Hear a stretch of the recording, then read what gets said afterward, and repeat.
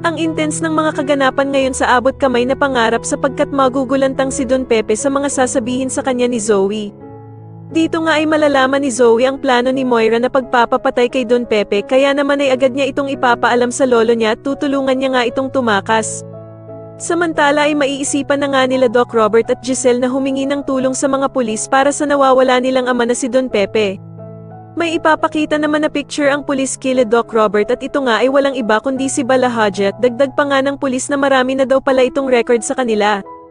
Kaya naman ay bigla itong maaalala ni Doc Robert at malilinawan na nga siya kung sino talaga ang dumukot sa kanyang ama at kung sino ang kasabwat nito.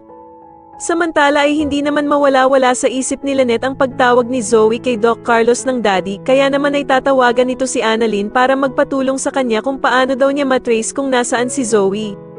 Sasagutin naman siya ni Annalyn na gagawa daw siya ng paraan kung paano nila makokontak at matrace kung nasaan si Zoe. Sa kabilang banda matapos marinig ni Don Pepe ang katotohanan tungkol sa ama ni Zoe, ay susubukan niya itong tanungin kung sino daw ang totoong ama nito para malaman niya kung magsasabi ito ng totoo sa kanya. Samantala ay mag-uusap naman ng masinsinan sila Bala Hadjat at Moira tungkol sa pananahimik ni Don Pepe.